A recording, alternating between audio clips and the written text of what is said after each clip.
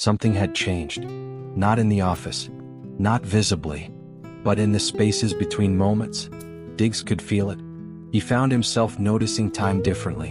Not meetings, not deadlines, but Sundays, because Sundays meant she would come. It didn't make sense to him. He had met women far more polished, more assertive, more available. Yet none of them stayed on his mind the way Leticia did. Why her? He asked himself that more than once. Was it the quietness? The way she never tried to impress him? Or the way he felt strangely at ease around her?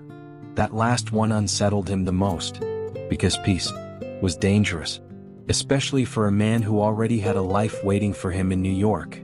A fiancé, a future already arranged. And yet, every Sunday that future felt distant.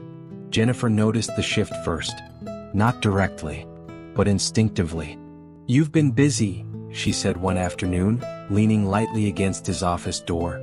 Her tone was playful, but her eyes were searching. Diggs glanced up briefly. "Work tends to do that." She smiled, but it didn't reach her eyes this time. She stepped in, slowly, deliberately. "You should take a break," she said softly. "There's this place, quiet, private. I think you'd like it." There was something different in her voice now. Less casual, more intentional. Diggs held her gaze for a second longer than usual, then returned to his screen. "I'll think about it." It wasn't rejection, but it wasn't interest either, and Jennifer felt it. For the first time. She wasn't sure she was winning. Daniela didn't compete openly. She observed, adjusted, waited. The next morning, Diggs walked into his office and paused. On his desk, a carefully arranged breakfast. This time there was a note. "You forget to eat when you work. Someone shouldn't." He picked it up. Read it twice. For a moment, he smiled. Someone notices. But then, almost instinctively, his mind drifted elsewhere, to a quiet voice. "Hope you're enjoying Nigeria." And just like that, the moment faded. Because attention can be given, but connection? That's something else entirely. Boyo wasn't patient. She didn't believe in slow wins.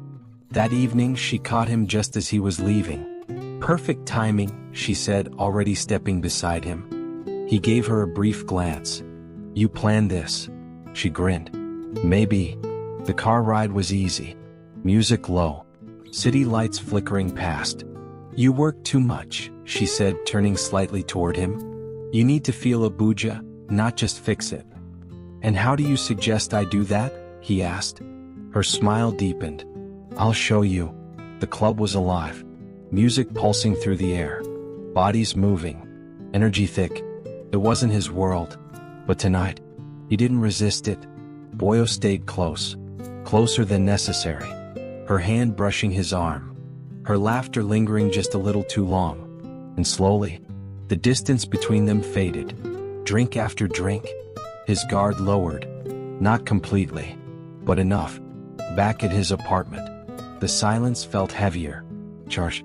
Boyo stood near him, watching, waiting. "You don't always have to be in control," she said softly. Her hand lifted, rested lightly against his chest. Diggs didn't move, didn't stop her. Her fingers traced slowly, testing, inviting, and for a brief, dangerous moment, he let it happen. Maybe it's easier this way. The thought came unexpectedly. No complications, no confusion, just simplicity. She leaned closer, her breath warm against his skin. And then, his phone rang. Intrusive. Reality crashed back in. He stepped away immediately, ran a hand through his hair. "I need to take this." The moment shattered, and Boyo knew it. She had him, and still lost him. The next morning, he was quieter than usual. When the knock came, he already knew who it was. Leticia stepped in, but this time, he watched her differently. Not just her movements, but her presence. "You look tired," she said gently. He let out a small breath. "Long night." She nodded. Didn't ask more. Didn't assume. And somehow, that made him speak. "I went out," he said. She glanced at him briefly, then back to her work. "Did you enjoy it?"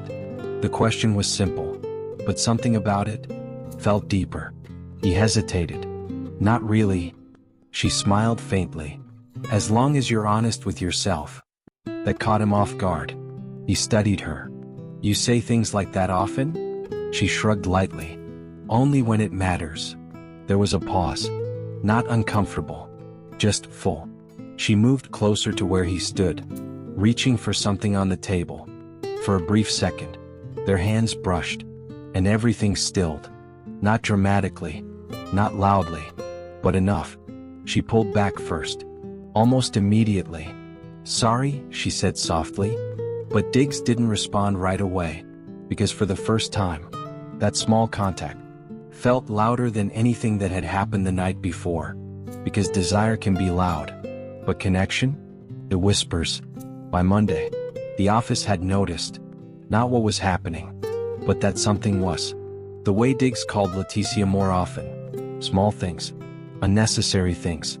Can you get my bag from the car? Did you check the files in the drawer? Excuses. Thin ones. And the trio saw it. Jennifer's smile tightened. Daniela grew quieter. Boyle? She was angry. Her? She scoffed one afternoon. Out of everyone, her? The word hung in the air. Heavy. Disrespectful. And in that moment, a decision was made. Not spoken, but understood. They had tried to win him, and failed. So now, they would remove the only person standing in their way. And Leticia had no idea what was coming. The story continues in the next episode. Please subscribe and turn on your notification button. Then tell us what turn you think the story would take in the comment section. Pink Velvet Love Stories. We really care about your emotions,